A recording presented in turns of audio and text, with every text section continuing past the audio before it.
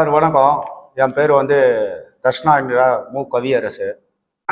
இப்போ பார்த்தீங்கன்னா எழும்பூர் 61வது வார்டில் மண்டலம் 5 பெருநகர சென்னை மாநகராட்சி மண்டலம் 5 61வது வார்டில் சாலையோர கடைகளை வந்து அகற்றணும்னு சொல்லிட்டு சென்னை பெருநகர மாநகராட்சி வந்து ரொம்ப மும்முரம் கட்டி கடந்த ஒரு 15 நாட்களுக்கு முன்னாடி வந்து திடீர்னு எந்த அறிவிப்பும் முன்னறிவிப்பு இல்லை. திடீர்னு வந்து கடைகளை அகற்றணும் அப்படின்னு சொல்லிட்டு காவல்துறை உதவியோட மிகுந்த காவல்துறை உதவி ரொம்ப போஸோட வந்து கடைகளை அகற்றணும்னு சொல்லி ரொம்ப கட்டாயப்படுத்தி அங்கே இருந்த ஆக்கிரமிப்புலாம் திடீர்னு அகற்றுறாங்க. அப்போ அங்கே பார்த்தீங்கன்னா ஒரு 5க்கும் மேற்பட்ட பங்கு கடைகள், இது வந்து கிட்டத்தட்ட ஒரு 40 ஆண்டு காலமாக அங்கே செயல்பட்டு வருது. நீதிமன்ற உத்தரவில் ஊனமுற்றோர்கள் அவங்க வந்து போய் நீதிமன்றத்தை அன்னைக்கு கமிட்டிலாம் கிடையாது, நீதிமன்றத்தை அணுகி சாலையோர வியாபாரிகள் வந்து நடைபாதை அந்த ஓரம் வந்து ஊனமுற்றோர்கள் பங்கு கடை எடுத்து நடத்தி வந்தாங்க. இது நடத்தி வரும்போது மாற்றுத்திறனாளிகள் நடத்தி வந்தாங்க. இந்த இடத்துல இப்போ திடீர்னு வந்து மாநகராட்சி அகற்றணும் அப்படின்னு சொன்னதுக்கு நாங்கள்லாம் போய் வெற்றி நடை சிறுகடை வியாபாரிகள் சங்கம் சார்பாக தலைவர் அவர் தலைமையில் நாங்கள் போய் மாநகராட்சி அணுகி எந்த விஷயமா இதுக்கு உடனடியாக அகற்றணுன்றீங்க, பாவம்ல அவங்க மாற்றுத்திறனாளிகள் அவங்க வாழ்வாதாரம் பாதிக்கப்படுமே அப்படின்னு சொல்லி கேட்டதுக்கு அவங்க என்ன சொல்றாங்க, மாநகராட்சி ருக்மகாந்தன் என ஒரு வழக்கறிஞர் இந்த நீதிமன்றத்தில் வழக்கு போட்டு வியாபாரம் செய்யக்கூடிய பகுதி தடை செய்யப்பட்ட பகுதி, ஏன்னா மாநகராட்சி வந்து கமிட்டி அமைச்சு தேர்தல் நடத்திட்டாங்க. அது வந்து அதனால வந்து இந்த இடத்த அவர் வந்து நீதிமன்றத்தில் உத்தரவு வாங்கியிருக்காரு, உடனடியாக அகற்றணும் அப்படின்னு சொல்லி நெருக்கடி கொடுத்தாங்க. இந்த ருக்மகாந்தன் வந்து யாரான்னு பார்த்தீங்கன்னா அதே 61வது வார்டில் கடந்த கால ஒரு 2011 திராவிட முன்னேற்ற கழக ஆட்சி நடக்கும்போது காங்கிரஸ் கவுன்சிலர் அவர். அதுக்கப்புறம் இப்போ காங்கிரஸ்ல இருந்து விலகி திராவிட முன்னேற்ற கழகத்துல இருக்காரு. இப்போ கவுன்சிலர் கிடையாது. அவர் கவுன்சிலராக இருக்கும்போது அவர் வார்டில் யார் வந்து அவருக்கு ஒத்துழைப்பு வேற ஏதாவது உதவிகள் செய்ய மறுத்தாங்களோ அவங்களெல்லாம் இப்போ வந்து அவர் வழக்கறிஞர் ஆனோனையும் பெட்டிஷன் போட்டு கோர்ட் மூலியமா துன்புறுத்தி வராரு, ஆர்டர் வாங்கி. இப்போ என்னன்னா கோர்ட் ஆர்டர் அவர் வாங்கினது தப்பு இல்லை, இன்னும் கமிட்டியே வந்து இடங்கள் வந்து சரியா கன்சல்ட் பண்ணாம தடை செய்யப்பட்ட பகுதி வியாபாரம் செய்யக்கூடிய பகுதின்னு சொல்லி போன ஆட்சியில வந்து அவசர கோலத்துல பண்ணிட்டாங்க.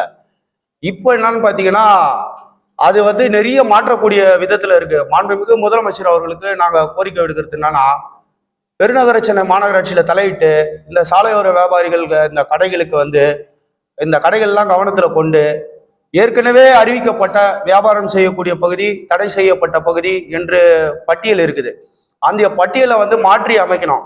அதுக்கு வந்து அந்த சம்பந்தப்பட்ட இப்ப நம்ம பெருநகர சென்னை மாநகராட்சியை பார்க்குற அமைச்சர் அவர்கள் வந்து தலையிட்டு உடனடியாக இந்த லிஸ்ட்டுகளை வந்து ஒன்று பெருநகர மாநகராட்சி தேர்தல் அடுத்த தேர்தல் வர வரைக்குமாவது தள்ளி போடணும், ஏன்னா இவங்க கன்சல்ட் பண்றதுக்கு இல்லை. வந்து இப்போ வந்து அவசர கோலத்துல இதை வந்து நடவடிக்கை போன திமுக ஆட்சியில வந்து இதை கடன்னு பண்ணிட்டாங்க. மக்களுக்கு எந்த ஒரு இதுவும் இல்லாம கமிட்டி மெம்பரை கூட கேட்கல, கன்சல்ட் பண்ணல, உடனடியா அவசர கோலத்துல பண்ணிட்டாங்க. நிறைய இடத்துல பாத்தீங்கன்னா கொளத்தூர் தொகுதியில பாத்தீங்கன்னா 85 வியாபாரிகள் வந்து 45 தெருல வந்து வியாபாரமே செய்யக்கூடாது அந்த மாதிரி பண்ணி வச்சிட்டாங்க. அதெல்லாம் வந்து முறைப்படுத்தணும், ஏன்னா வியாபாரிகளை கன்சல்ட் பண்ணணும். ஏன்னா இந்த தெரு வந்து இப்போ வியாபாரம் செய்யக்கூடிய மக்களுக்கு இடையூறு ஆகுது, போக்குவரத்துக்கு இடையூறு ஆகுது, உங்களுக்கு பக்கத்து தெரு கொடுக்குறோம், நீங்க அந்த இடத்துல நடத்திங்க, உங்களுக்கு இடம் அளந்து கொடுக்குறோம், 6க்கு 4 இடம் அளந்து கொடுக்குறோம், பங்கு கொடுக்குறோம், அங்க முறையா நடத்துங்க அப்படியாவது சொல்லணும். எந்த ஒரு ஆர்டரும் இல்லை. மத்திய அரசு கொண்டு வந்த சட்டம் கையில இருக்குது மாநகராட்சிக்கு, ஆனா வந்து வாழ்வாதாரத்தை மாற்றுத்திறனாளிகள் வாழ்வாதாரத்தை பாதுகாக்கிற எண்ணம் கிடையாது. எங்களுக்கு வந்து ஆர்டர் வந்திருக்குங்க நீதிமன்றத்துல இருந்து, எரிக்ஷன் பண்ணோம், உடனடியா பண்ணி ஆகணும் அப்படின்னு சொல்லிட்டு கடகட்டுன்னு பண்றாங்க. ஆகையினால இப்போ வந்து நீங்க பாத்தீங்கன்னா பேந்தியன் சாலையில எழும்பூர் தாய்சேய் மருத்துவமனை இருக்கு. அந்த மருத்துவமனையாண்ட பாத்தீங்கன்னா ஒரு 5க்கும் மேற்பட்ட பங்க் இருக்கு, ஒரு 10க்கும் மேற்பட்ட தள்ளுவண்டி வியாபாரிகள் இருக்காங்க. இவங்களெல்லாம் வந்து உடனடியாக அகற்றணும் அப்படின்னு சொல்லிட்டு ஒரு 15 நாள் முன்னாடி அவசர கோலத்துல பண்ணாங்க. அதை எதிர்த்து நீதிமன்ற உத்தரவுன்னு காமிச்சாங்க. நீதிமன்ற உத்தரவு வந்து மாற்றுத்திறனாளிகளுக்கோ அல்ல சிறு வியாபாரிகளுக்கோ அவங்க கவனத்துக்கே வராது. எதிர்த்தரப்புல நீதிமன்ற உத்தரவு வாங்கியிருக்காரு, எரிக்ஷன் ஆர்டர் இது அகற்ற சொல்லி. இந்த விஷயம் தெரிஞ்சதுக்கு அப்புறம் பெருநகர சென்னை மாநகராட்சி அவங்களுக்கு நோட்டீஸ் கொடுத்ததுக்கு அப்புறம் இவங்க என்ன பண்றாங்க, இப்ப நீதிமன்றம் போயிருக்காங்க. இந்த ஆர்டரை வந்து எங்களை கன்சல்ட் பண்ணாம போட்டிருக்கீங்க, எங்களோட கவனத்துக்கு வரல, ஆகையினால நாங்களும் இந்த வழக்குல வந்து கலந்துக்கிறோம், ருக்மகாந்தன் அவர் போட்ட வழக்குல நாங்களும் வந்து எதிர்த்தரப்பா கலந்துக்கிறோம் அப்படின்னு சொல்லிட்டு கடந்த ஒரு 5 நாட்களுக்கு முன்னாடி வழக்கு பதிவு செஞ்சு பதிவு நம்பரை பெற்றிருக்கோம். பதிவு நம்பர் பெற்றிருக்கோம். அது பாத்தீங்கன்னா WP 2942/8/2026 வழக்கு எண்ணில் நாங்கள் சேர்ந்திருக்கோம். யார் சார்பா? வெற்றி நடை சிறுகடை வியாபாரிகள் சங்கத்தின் மூலியமா இவங்க மாற்றுத்திறனாளி வாழ்வாதாரத்தை கருத்தில் கொண்டு ருக்மகாந்த வழக்குக்கு நாங்க போய் சேர்ந்திருக்கோம். எதுக்குன்னா மாநகராட்சி வந்து இப்போ இதை எடுத்துன்னு போய் நாங்கள் மாநகராட்சியில சென்னை கமிஷனர்கிட்ட காட்டுறோம். பெருநகர சென்னை மாநகராட்சி கமிஷனர்கிட்ட அவர் என்ன சொல்றாருன்னா, எங்களுக்கு அதெல்லாம் தெரியாது, அங்க ஆர்டர் வச்சிருக்காரு அவரு, இது என்கரேஜ்மெண்ட். மாற்றுத்திறனாளிகளுக்கு பங்க் கடை வந்து உயர்நீதிமன்றத்தின் உத்தரவுப்படி தான் அமைக்கப்பட்டிருக்கும். ஆமா சார். ஆமா. அப்ப அவங்கள வந்து அகற்றக்கூடிய அதிகாரம் யாருக்குமே கிடையாது. ஆமா. அப்படி இருக்கும்போது இதுல எப்படி அவங்க அந்த இல்ல சார், அது ஆர்டர் என்ன கொடுக்குறாங்கன்னா ஜட்ஜஸ், நீங்க வந்து நிரந்தரமா இங்க வச்சுக்கலாம் அப்படின்னு கொடுக்கல. உங்களுக்கு கமிட்டி அமைப்பாங்க, கமிட்டி அமைச்சு கமிட்டி அந்த நகர விற்பனை குழு அமைச்சாங்கல்ல, அமைச்சிட்டாங்க, அவங்க மூலியமா முடிவு எடுக்கட்டும். இல்ல செயல்படுறாங்களா? இல்ல, அது வந்து நீங்க செயல்படாத ஒரு கமிட்டியா இருக்குது. என்னன்னா, தேர்தல் பல லட்சம் ரூபாய் செலவு பண்ணி மாநகராட்சி தேர்தல் வச்சாங்க, கமிட்டி மெம்பரை இது பண்ணாங்க, தேர்ந்தெடுத்தாங்க, எல்லாம் நடத்துனாங்க, தேர்ந்தெடுத்தாச்சு.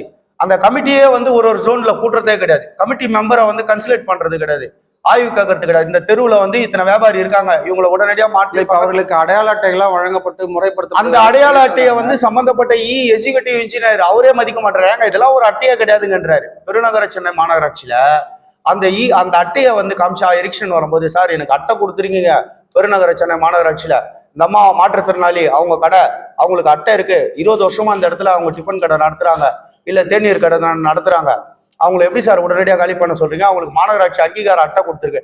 ஏங்க அது ஒரு அட்டையே கிடையாதுங்க, அதெல்லாம் வச்சு ஒன்றும் பண்ண முடியாது சார். நீதிமன்ற உத்தரவு. இந்த பிரச்சனை நடக்கும்போது விற்பனை குழு வந்து இது தொடர்பாக உங்ககிட்ட பேசலையா? இல்ல இந்த சார், விற்பனை குழு பாத்தீங்கன்னா கடந்த கால ஆட்சியில வந்து அவசர கோலத்துல தேர்தல் நடத்துறாங்க. தேர்தலே பாத்தீங்கன்னா ஆளுங்கட்சியை சார்ந்த ஒரு 3 நபர் தேர்ந்தெடுக்கப்பட்டாங்க. அன்னைக்கு இருந்த இந்த விற்பனை குழுல வியாபாரிகளும் தானே இருப்பீங்க? அதுதான் சார், வியாபாரிகளும் இருக்காங்க. வியாபாரிகள் வந்து 2 வியாபாரிகள் இருக்காங்கன்னா 3 பேர் வந்து கட்சியை சார்ந்தவங்க இருக்காங்க. அது இல்லாத 7 நபர்கள் வந்து வெளியில இருந்து பொதுநலவாதிகள் தேர்ந்தெடுக்கிறாங்க. ஒரு பத்திரிகையாளர், ஒரு ரிட்டையர்டு வந்து போலீஸ் ஆபீசர், அந்த மாதிரி தேர்ந்தெடுக்கிறாங்க. அதுல 3 பேர் வந்து கட்சிக்காரங்களே இருக்கிறாங்க. அவங்க என்ன சொல்றாங்கன்னா, அதிகாரிக்கு சப்போர்ட்டாவே இருக்காங்க. சார் எடுத்துட்டு போட்டோம் சார், உங்களுக்கு என்ன சார் பிரச்சனை சார்? அப்படி இல்லை சார், அவங்க வந்து மாற்றுத்திறனாளி, அந்த அம்மா பிள்ளை இல்லை குட்டி இல்லை, அவங்க அந்த கடையை நம்பி தான் வாழ்ந்துட்டு இருக்காங்க. அவங்கள வந்து திடீர்னு அங்கேருந்து அகற்றினா அவங்க எங்க சார் வியாபாரம் பண்ணுவாங்க? சார் அடுத்த தெருவுக்கு போக சொல்லுங்க சார். அடுத்த தெருவில் எதுவுமே இல்லை சார். அந்த சாலையில வந்து மக்கள் 6 மணிக்கு மேல இந்த பொதுநல வழக்கை தொடர்ந்த ருக்மணநாதன் வந்து ஏற்கனவே புகார்தார் இவங்க மீது மிரட்டல் பட்டிருக்காரா? ஆமா சார், இது சம்பந்தமா வந்து ஒரு தனியார் தொலைக்காட்சியில வந்து அவர் பணம் கட்டி மிரட்டி ஆடியோ வந்து செய்தியா வந்திருக்கு. அப்போதைக்கு அந்த கோவத்தை வந்து அவர் வந்து காத்திருந்து இந்த மக்களை எப்படியாவது துன்புறுத்தணும்ன்ற காரணத்துக்காக திடீர்னு இப்போ வந்து ஆர்டர் வாங்கியிருக்காரு. அது கரெக்டு தான். அவர் வந்து வாங்கியிருக்கிறது வந்து டோட்டல் சென்னைக்கு வாங்கியிருக்காரு. ஆனா சென்னையை அவர் புஷ் பண்ணல. அந்த ஆர்டரை வாங்கி சென்னைக்கு அழுத்தம் கொடுக்கல. அவர் எங்க அழுத்தம் கொடுக்குறாருன்னா, குறிப்பிட்ட 61வது வார்டு எழும்பூர்ல மட்டும் உடனடியா அந்த கடைகளை அகற்றி ஆகணும், நான் தான் ஆர்டர் வாங்கியிருக்கேன் சென்னை முழுக்க அப்படின்னும் போது கமிஷனருக்கு அது அழுத்தமாகுது. பெருநகர சென்னை மாநகராட்சி கமிஷனருக்கு அழுத்தமாகுது. அவர் என்ன சொல்றாரு, இல்லைங்க எங்களுக்கு டெய்லி வந்து வாட்ஸ்அப்ல செய்தி போடுறாரு, ஒண்ணுமே பண்ண முடியல, நாங்க எடுத்துதான் ஆகணும் சார். நாங்களும் வந்து நீதிமன்றம் போயிருக்கோம் சார், நம்பர் ஆயிடுச்சு, நாங்க அந்த வழக்கை எடுத்து நாங்க வந்து உள்ள போய் நீங்க அப்ப அவர் கமிஷனரை கேட்கலாம்ல, சென்னை முழுவதும் போது இங்க மட்டும் ஏன் எடுக்கிறீங்க, மற்ற இடத்துல எடுத்துட்டு வாங்கன்னு சொல்லி நீங்க கேட்கலாம். அதுதான் அவர் சொல்றாரு, சென்னை முழுக்க கடை இந்த மாதிரி இருக்கு, ஆட்சி மாற்றம் ஏற்பட்டுச்சு, அதனால வந்து நாங்க எந்த எரிக்ஷனும் இப்ப பண்றது இல்ல, ரொம்ப ஸ்லோ தான் பண்றோம், எங்கேயோ ரேர் தான் பண்றோம், ரொம்ப அதிரடி எல்லாம் பண்ணல, ஏன்னா இதுல கொஞ்சம் குளறுபடிகள்லாம் இருக்கு, பண்ணோம் சரி பண்ணணும்னு எங்களுக்கு தெரியுது. ஆனா என்னன்னா, சம்பந்தப்பட்ட 61வது வார்டில் மட்டும் ருக்மகாந்தன் டெய்லி வந்து அந்த வியாபாரிகள் வியாபாரம் பண்ணும் போது இல்ல வந்து அங்க ஒரு கூட்டம் நிற்கும் போது போட்டோ எடுத்து உடனே எனக்கு அப்டேட் பண்றாரு. நீதிமன்ற உத்தரவு இருக்கு, அதை உன்னால கடைப்பிடிக்க முடியலாம், நீங்க எதுக்கு கமிஷனர் மாநகராட்சி எதுக்கு செயல்படுது அப்படின்னு சொல்லிட்டு எனக்கே நேரடியா செய்தியா போடுறாரு சார். அது வந்து என்னால ஒன்றும் பண்ண முடியாது. எழும்பூர் தொகுதியில வந்து அமைச்சர் ராஜ்மோகன் தான் இருக்காரு. நீங்க அவருக்கு நேரடியாக தொடர்பு கொண்டு இது மாதிரி திமுக பிரமுகர்களை மிரட்டுறாருன்னு நீங்க குறிப்பிடலாமே அமைச்சர்? சார் அது என்னன்னா, ஐயா அமைச்சர் அவர்களுக்கு நிறைய வேலை இருக்கு. நீங்க சொல்றது உண்மையான நல்ல வழிதான். நாங்க என்னன்னா, சரி அவர் அமைச்சர் வேற வழியில போயிட்டு இருக்காரு, அவரு பிஸியான நேரமா போயிட்டு இருக்கு, அவரை இதுக்காக இது பண்ணக்கூடாது. எங்க போனாலும் என்ன சொல்றாங்கன்னா, இது உங்களுடைய வாழ்வாதார பிரச்சனை இல்ல. அது உண்மைதான் சார். நாங்க கமிஷனர் அணுகுந்து கமிஷனர் என்ன சொல்றாருன்னா, சார் இது அரசியல்வாதி சம்பந்தப்பட்டதோ இல்ல அரசு சம்பந்தப்பட்டதோ கிடையாது சார், நேரடியா நீதிமன்றம் தலையிடுது, நீதிமன்ற எரிக்ஷன் ஆர்டர் கொடுக்குது. ஆமா சார், நீதிமன்ற எரிக்ஷன் ஆர்டர் கொடுக்குது. நாங்க அதை சேலஞ்ச் பண்ணி நாங்களே நீதிமன்றத்தில் இம்ப்ளிமெண்ட் ஆகிறோம் சார். அந்த வழக்குல எங்களுக்கு டைம் கொடுங்க சார். WP நம்பர் ஆயிடுச்சு, நாங்க இம்ப்ளிமெண்ட் ஆக போறோம், எங்களோட கருத்தை கேட்கட்டும் நீதிமன்றம். அப்புறம் எரிக்ஷன் ஆர்டர் கொடுத்தா நாங்க நீதிமன்றத்துல முறையிடுறோம். வியாபாரம் ஓரளவுக்கு நல்லா நடக்கக்கூடிய பகுதியா எங்களுக்கு ஒதுக்கி கொடுங்க அப்படின்னு நீதிமன்றத்து மூலியமா உத்தரவு வாங்கி வரோம். அப்புறம் நீங்க எங்களுக்கு வாழ்வாதாரத்துக்கு வழி பண்ணுங்க சார். இப்ப இந்த நகர விற்பனை குழுல இருக்க பிரதிநிதிகள்கிட்ட வந்து இந்த புகாரை நீங்க சொன்னீங்களா? இந்த இது தொடர்பாக சார் சொல்லியாச்சு சார். அவங்க என்ன சொல்றாங்க? 61 வந்து ஏற்கனவே 61 வந்து நாங்க வந்து அந்த கமிட்டி குழுல இருக்கிற நிர்வாகி கிட்ட சொல்லிட்டோம் சார். நிர்வாகி குழு எங்கன்னா மண்டலம் 5 வந்து பாத்தீங்கன்னா மின்ட் பிரிட்ஜ் ஆண்ட இருக்கு, ராயபுரம் கிட்ட இருக்கு. அங்க வந்து அவங்க 5 என்ன பண்றாங்கன்னா, அங்க இருக்கிற வந்து திமுக பிரமுகர் தான் ஒரு 3-4 பேர் கமிட்டி மெம்பரா இருக்காங்க. அவங்க வந்து இதை கண்டும் காணாம, அவங்களுக்கு என்னன்னா இப்போதைக்கு வந்து தமிழ்நாடு அரசு வந்து மாற்றம் வந்திருக்கலாம், ஆனா பெருநகர சென்னை மாநகராட்சி வந்து ஏதாவது இப்ப மேயர் அவங்க தான், துணை மேயர் அவங்க தான், இப்ப அதுல வந்து ரொம்ப இன்ட்ரெஸ்ட் காட்டக்கூடாது. எனக்கு வந்து ஊனமுற்றோர் வாழ்வாதாரம் முக்கியம் இல்லை, எங்க கவுன்சிலர் பேர் டேமேஜ் ஆயிடக்கூடாது அப்படின்றதுக்காக வந்து அதை வந்து கண்டும் காணாம கமிட்டி மெம்பர் வந்து இதை பத்தி பேசுறதே இல்லை சார். பொதுவாகவே சென்னையில பாத்தீங்கன்னா எந்த கமிட்டியும் வந்து முறையா வாரத்துக்கு ஒரு முறை கமிட்டி நடக்கணும், இல்லைன்னா 15 நாட்களுக்கு ஒரு வாட்டி கமிட்டி நடக்கணும், RDC தலைமையில நடக்கணும். இப்ப அவர் ருக்மநாதன் மீது தனிப்பட்ட முறையில நீங்க ஒரு புகார் கொடுத்துருக்கீங்களா? அது மாதிரி மிரட்டுறாரு எங்களை? இல்ல, அது மாதிரி எந்த புகாரும் இல்லை சார். நீதிமன்றத்துல இம்ப்ளிமெண்ட் ஆகிறோம். இப்ப அவர் வந்து நேரடியா வந்து மக்களை எதுவுமே கேட்கல. கேட்டாருன்னா நாங்க அடுத்து வந்து காவல்துறை ஆணையர் அவர்களை அணுகி அவர் மேல புகார் கொடுப்போம். அடுத்து பார் கவுன்சிலையும் புகார் கொடுப்போம், அவர் வழக்கறிஞர் இருக்கிறதுனால. அதனால வந்து இது வரைக்கும் எங்களை கேட்கல. ஏற்கனவே கேட்ட ஆடியோ வீடியோ எல்லாம் இருக்கு, அவர் கவுன்சிலரா இருந்து அதுக்கப்புறம் வந்து அந்த மாதிரி ஆடியோ வீடியோ எல்லாம் இருக்கு. அது ஆனா வந்து இந்த கடைக்கு வந்து எங்களுக்கே தெரியாது, பெருநகர சென்னை மாநகராட்சி தான் வந்து அகற்ற வருது அப்படின்னு சொல்லிட்டு நாங்க நினைச்சிட்டு இருக்கோம். அதுக்கப்புறம் கமிஷனர் அவர்களை சந்திக்கும் போது, ஆணையர் அவரை பெருநகர சென்னை மாநகராட்சி ஆணையரை சந்திக்கும் போது ஆணையரை எடுத்து காட்டுறாரு. சார் எங்களுக்கு இதுல இன்ட்ரெஸ்ட் இல்லை சார், இந்த நீதிமன்ற உத்தரவே வந்து ருக்மகாந்தன் தான் வாங்கியிருக்காரு. சார் ஆமா சார் வாங்கியிருக்காரு, டோட்டல் சென்னைக்கு தானே சார் வாங்கியிருக்காரு, நீங்க சென்னையை ஃபுல்லா சரி பண்ணும் போது இதே சரி பண்ணலாமா சார்? டெய்லி வந்து அவர் இந்த 61 வார்டை மட்டும் ரொம்ப அக்கறை எடுத்து பண்றாரு சார். ஏற்கனவே அதுல வந்து மாமன்ற உறுப்பினராக வந்திருக்காரு அவரு, அதனால அதுல ரொம்ப இன்ட்ரெஸ்ட் காட்டுறாரு சார். அவங்களோட வாழ்வாதாரம் என்ன சார், ஒரு நாளைக்கு 700 ரூபா சம்பாதிப்பாங்களா சார், எல்லா பொருளாக வித்தோட லாபம். அதுல என்ன சார் அவங்க பெருசா பண்ணிட போறாங்க? இவ்வளோ கட்டிடங்கள் வந்து பெருநகர சென்னை மாநகராட்சி இடத்துக்கு உட்பட்டு வெளியே வந்திருக்கான். நீதிமன்றம் இடிக்க சொல்லுது, உடனடியா நடவடிக்கை எடுங்கன்னு சொல்லுது. நம்ம தலையிட்டுக்கிறோமா, நடவடிக்கை எடுத்திருக்கோமா? இது வரைக்கும் இல்லை சார் அப்படின்னு சொல்லி கேட்டா அவர் என்ன சொல்றாரு, சார் நீங்க ஒன்றும் இல்லை, வழக்கு எதனா ஒன்று போட்டு ஏதாவது ஒரு WP நம்பர் வாங்கிட்டு வாங்கினார். அந்த நம்பரும் வாங்கிட்டோம் நாங்கள். நீதிமன்றம் போய் வழக்கறிஞரை வச்சு சங்கத்து சார்பாக வச்சு WP நம்பரும் வாங்கிட்டோம். ஆனா இப்போ என்ன சொல்றாரு கமிஷனர், சார் நம்பர் வாங்கிட்டு வந்தா நான் என்ன சார் பண்றது, வழக்கு வந்துடுச்சு, இல்லை வழக்கு நடத்தி ஆர்டர் வாங்கிட்டு வரலாம். ஆர்டர் வாங்குறதுக்கு 2 வருஷம் ஆகும் சார், 1 வருஷம் கூட நடக்கும், 6 மாதங்களாம் கூட நடக்கும் வழக்கு ஆர்டர் வாங்குறதுக்கு. அந்த ஆர்டரை வாங்கிட்டு வாங்க அப்புறம் வைக்க விட்டுறன்றாரு. அப்ப இந்த 6 மாத காலம் இந்த மாதிரி பிரச்சனைகளை களைவதற்கு தான் கமிட்டி உருவாக்கப்பட்டது, குழு. அதுல வந்து எந்த விதமும் செய்யாம அது மண்ணு மாதிரி கிடக்கிறது எதுக்கு அந்த சார்? அது ஆக்டிவேஷனே இல்லை சார். மத்திய அரசு கொண்டு வந்த சட்டம், மாநில அரசு அதை வந்து வேண்டா வெறுப்பா போன வாட்டி தேர்தல் வச்சாங்க. தேர்தல் வந்து முறையா வந்து மாநகராட்சி என்ன பண்ணிருக்கணும், போஸ்டர் ஒட்டி பொதுமக்களுக்கு அவேர்னஸ் கொண்டு வந்திருக்கணும், வியாபாரிகளுக்கு தெரியப்படுத்தி இருக்கணும். அந்த மாதிரிலாம் பண்ணி அதுக்கப்புறம் அதுக்கு ஒரு டேட் ஃபிக்ஸ் பண்ணி அதுக்கப்புறம் நாமினேட் பண்ணி அதுக்கப்புறம் தேர்தல் வச்சிருக்கணும். அந்த மாதிரி எதுவுமே பண்ணல. அவசர கோலத்துல நாளைக்கு தேர்தல்லாம் இன்னைக்கு வியாபாரி கிட்ட வந்து சொல்றாங்க, தேர்தலுங்க உங்களுக்கு கார்டு கொடுத்தாங்களா, ஓட்டு போடணும் காலைல வந்துருங்கன்றாங்க. அப்பதான் வியாபாரிகளுக்கு நிறைய பேருக்கு அவேர்னஸ் வருது, ஓ இப்படி ஒரு தேர்தல் இருக்கா அப்படின்னு மாநகராட்சியில. அது அவசர கோலத்துல எந்த ஜோன்லயுமே பாத்தீங்கன்னா மண்டல அலுவலகத்துல அதை முறைப்படுத்தல இன்னும். இப்ப இந்த வெற்றி நடை வியாபாரிகள் சங்கத்தின் சார்பா ஏதாவது வழக்கு தொடுக்க போறீங்களா? ருக்மநாதன் மீது தேவையில்லாத தொடுத்திருக்கும். இப்போ வழக்கு தொடுத்திருக்கும். மாற்றுத்திறனாளிகள் பாதிக்கப்படுறாங்கன்னு சொல்றீங்க. மாற்றுத்திறனாளிகளுக்கும் சங்கம் இருக்கு.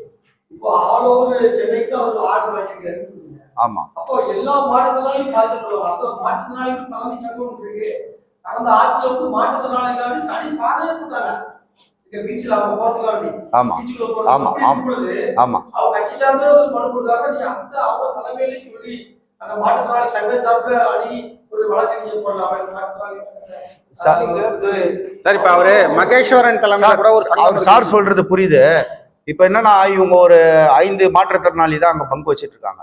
5 மாற்றுத்திறனாளியும் ஒரு வாட்டிக்கும் அவங்க வந்து ஒரு அப்ராச்மெண்டா போற போக்குவரத்து செலவுக்குன்னு பார்த்தா கூட அவங்கள போன் இருக்குல்ல சார், நீ டெக்னாலஜி சங்கம் கரெக்ட் சார், சங்கம் கரெக்ட் சார். அவங்க என்னன்னா இப்ப நீங்க பாத்தீங்கன்னா நீட் தேர்வு நம்ம தமிழ்நாட்டில் தான் பெருசா இதுவாயிடுச்சு. அந்த மாதிரி இந்த 61வது வார்டுல இருந்து தான் இந்த மாநகராட்சிக்கே வந்து தலைவலியா, இந்த பிரச்சனை தான் தலைவலியா ஆக போகுது. என்னன்னா இப்ப இவங்க வந்து நாளைக்கு நாளன்னைக்கு வந்து இது சம்மந்தப்பட்ட அமைச்சரை சந்திக்கலான்னுங்கிறாங்க மனு கொடுத்துட்டு.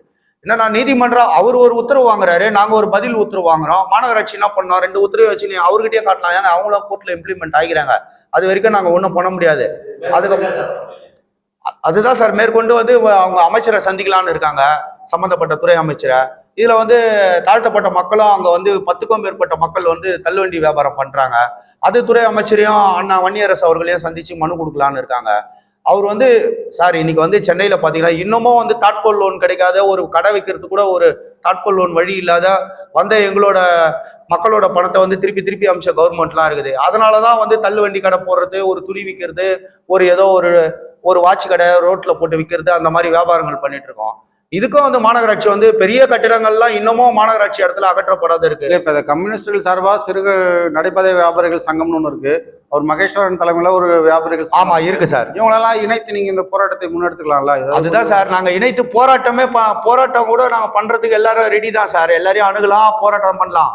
அவர் என்ன சொல்றாருன்னா, கமிஷனர் நேரடியா செஞ்சிச்சு அவரோட ஒப்பீனியன் கேட்கிறோம். சார் இது விஷயமா என்ன சொல்றீங்க அப்படின்னா, சார் இதுல எதுவுமே நாங்க பண்றதுக்கு ஒண்ணுமே இல்லை, நீதிமன்ற உத்தரவு இருக்கு, அவர் ஆர்டர் வாங்கிட்டாரு, அந்த ஆர்டருக்கு நீங்க ஏதாவது கோர்ட்ல போயிட்டு ஏதாவது ஒரு நம்பர் பண்ணி பதில் ஆர்டர் வாங்கிட்டு வாங்க, நான் வந்து ஸ்டாப் பண்ணி வைக்கிறேன் சார், வேற வழியே கிடையாது.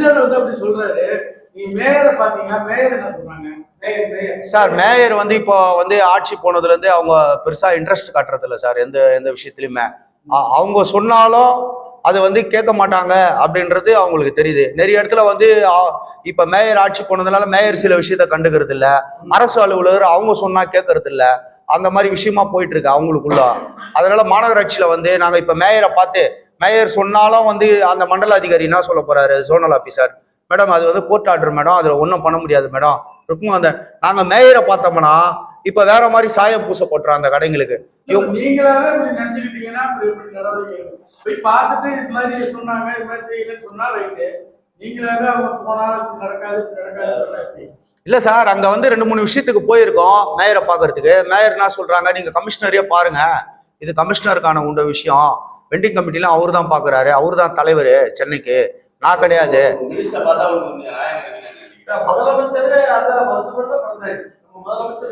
ஆமா சார், ஆமா சார்.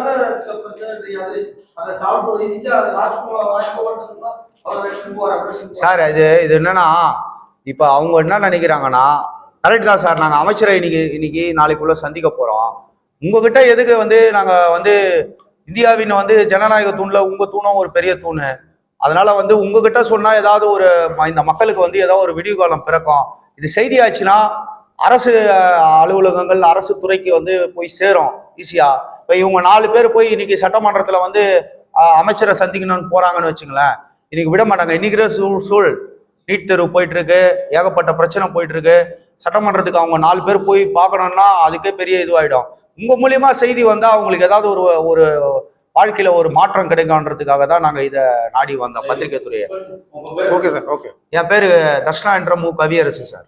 Okay sir, okay. இது போன்ற செய்திகளை தொடர்ந்து பெற நம்ம வேர்ல்ட் பிரின்ஸ் சேனலை மறக்காம சப்ஸ்கிரைப் அண்ட் ஃபாலோ செய்து கொள்ளுங்கள்.